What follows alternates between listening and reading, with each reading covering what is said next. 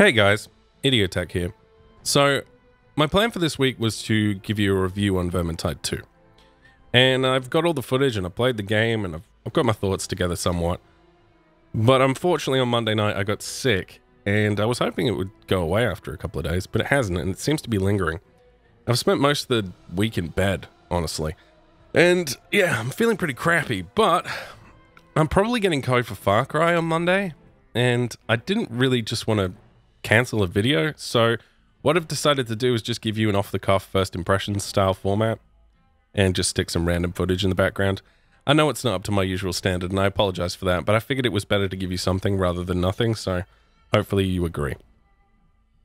Honestly, there's not a huge amount to say about this game. It's good and I enjoy it and I recommend it. For the price, which is incredibly low, it's very much worth your time and money, provided you have 1 to 3 other people to play with you. Playing with public groups is not the most enjoyable experience in any game that's cooperative, and the same can be said here. It's fine sometimes, and other times people are very annoying and they don't do things properly, or they waste time, or they die a lot. You know, there's no coordination. So if you've got a couple of friends and you're interested in playing the game, I would recommend you pick it up, if you like that Left 4 Dead style gameplay. If you don't know what the game is, it's essentially Left 4 Dead set in the Warhammer End Times universe. There's a lot of focus on melee combat here. There is some magic as well.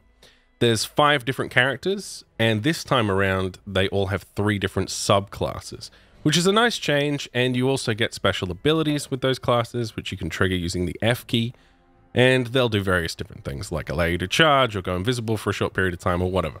And you also get passives on those classes. And so it adds a little bit more variety to the gameplay there, and it's much easier to find something that you like. I ended up falling into the Archer class a lot, and I ended up using the second specialization, which allows me to charge through enemies and put a damage over time on them. And I'd found myself sort of leaning towards using the bow a lot, obviously, but when I didn't have ammo, using a spear.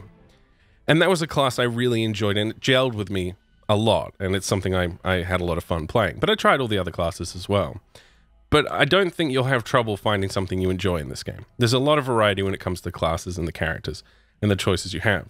Also, each class has a talent tree, which allows you to sort of specialize each character a little bit as well, and you can change that whenever you like. So that's good too.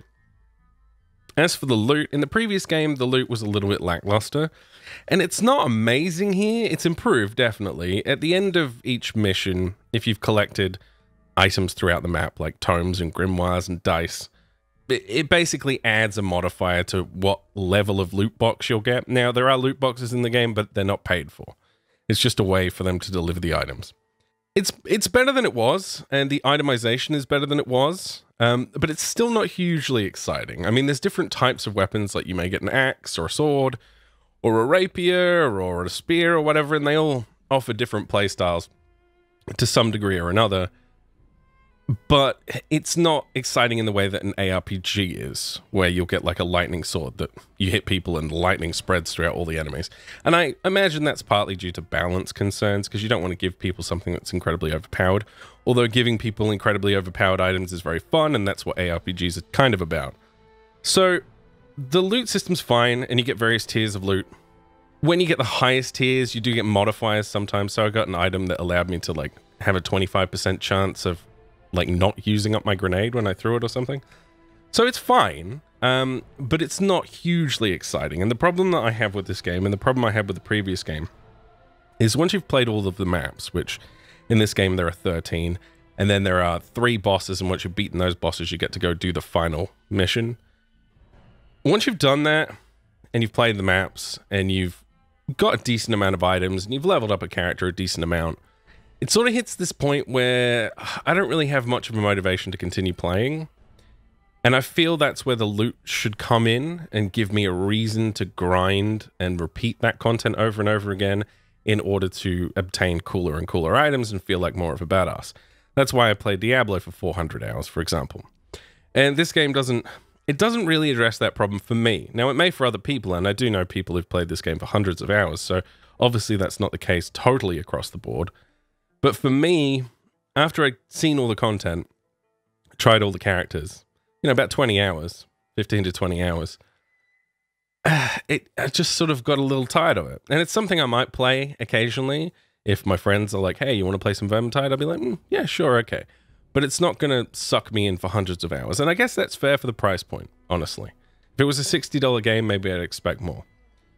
But yeah, it's good. The combat's a lot more meaty this time around. Everything feels like it connects more. The map design is way better. A lot more open environments, outdoors, cool set pieces, cool moments. It's very visually impressive compared to the first game. The addition of a new enemy type in the form of Chaos really helps to sort of change things up a bit so you're not just killing rats all the time. So that's good. Another major complaint I have, I guess, would be that the tutorialization in the game is not wonderful. It could be better. Like Sienna, for example, the fire wizard. They don't tell you how to vent heat overcharge, which is something you get as you use her staff. You start to overcharge your heat, and if it gets too high, you'll explode, but the higher it is, the more damage you do. And there's a key to vent that, and that's the reload key, but they don't tutorialize that type of stuff. The tutorial is for one character at the beginning of the game, and they don't really tutorialize much else after that, which is kind of a problem. So looking up a few guides here and there might help. And the crafting system in the game is a little confusing sometimes initially. They don't tutorialize that either. You get templates that allow you to craft items, and then you can also re-roll stats on items. And there are illusions, which are visual customizations, I guess, for weapons, like cosmetics. And you can take those off a weapon and put them on something else. It's fine. It's fine. It's a good game, and I enjoyed playing it.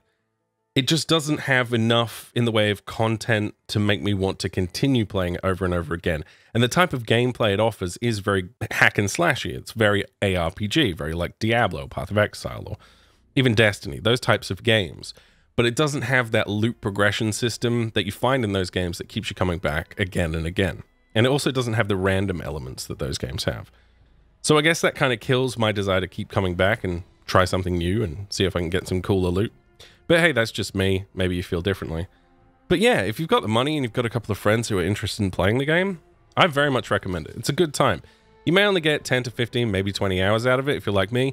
Maybe you'll get more, but for the price, honestly, it's pretty much worth it. So, sorry about the off-the-cuff format of this video, guys. I just thought it would be better to give you something rather than nothing. So that's what I've done. I hope that's okay. I hope you understand. I'm just not feeling very well and spent most of the week in bed. So I appreciate your support. See you next time.